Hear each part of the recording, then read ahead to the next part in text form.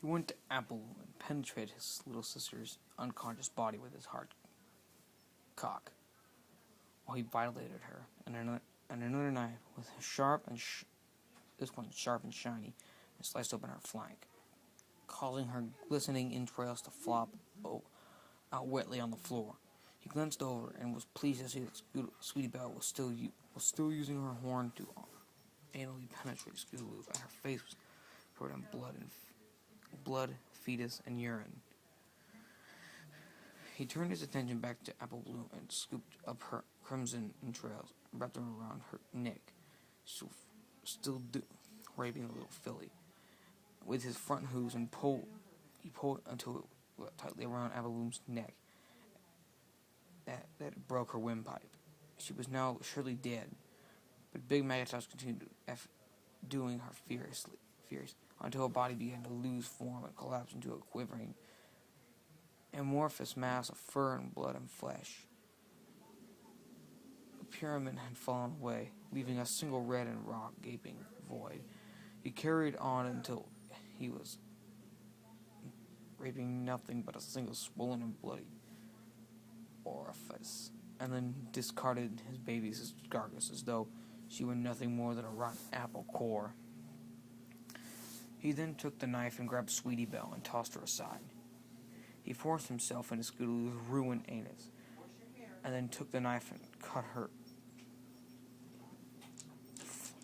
flank in a sweeping motion up to her belly, and her innards fell out, and he grabbed her head and twisted and tore it clean off, using his immense strength and raping it in the mouth, and then tossed it aside. Then he had sex with the headless body, both in the vagina and the flank, until he got bored. Sweetie Belle was the last remaining cutie mark crusader. She herself barely unconscious, overcome with the nauseous stench of blood, crap, and urine that covered her horn and face. Big Mac pinned Sweetie Belle down with a hoof and plunged the knife into her green eye, and twisted, causing vitreous to dribble out of the handle. All that Sweetie Belle let out was a throaty whine, and it emptied her bowels, and the aroma of fresh urine and fetus filled the apple cellar once again.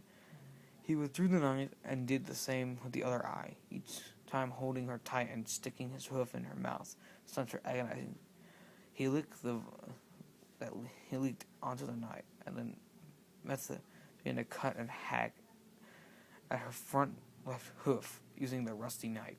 The knife was quite blunt, so it took a Herculean effort to go through the skin, bone, and cartilage. But eventually the bones splintered and the leg came off. He did the same with her other legs, until all four were amputated and nothing remained but bloody stumps, with slimy wet ligament and broken bone shards hanging. At this point, Sweetie Belle had passed out and overwhelmed pain too much to bear. He then used a knife to gouge out her left eye and jam his penis into her eye socket, penetrating repeatedly deep into her brain, enjoying how tight her skull felt around his hard shaft, and how warm and squishy the brain felt against the tip of his throbbing penis.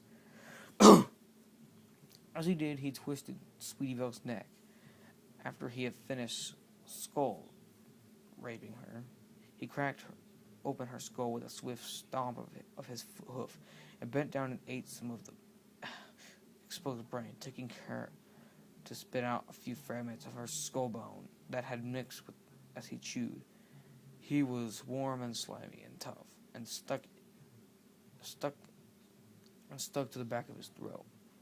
He swallowed, and then raped Sweetie Belle in the anus until it tore open and engorged, his smearing with what little fecal matter remained in her rectum. He took one of Sweetie Belle's detached legs and shoved it inside her anus, and then raped Apple Bloom and Scootaloo's bodies the same way, forcing the amputated limb in hoof first, as far as it would go. He thought how strange it was that he was the still lumps of torn flesh he was doing. Sweetie Belle's leg had been so vibrant and alive such a short time ago. But now all three were dead, and he finished by spurting his venomous load into Apple Bloom's destroyed backside. He washed his with that as the semen and blood and crap mixture together, forming a foamy maroon puddle. He bent down and greedily lapped up some of it with his tongue, pressing his tongue deep into her anal cavity, so as not to miss any. Letting some dribble down his chin, it tasted foul, of course, a rancid, tangy slime that burned his throat, but it felt so satisfying. He swallowed the filthy goo, and wiped his mouth with it. It was done. Big Macintosh would finally get his peace and quiet.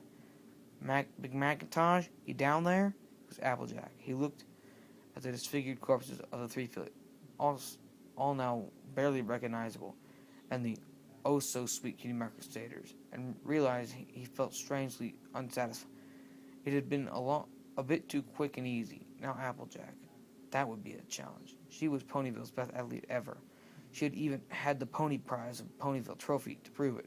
And of course, he still hadn't forgiven her for that injury.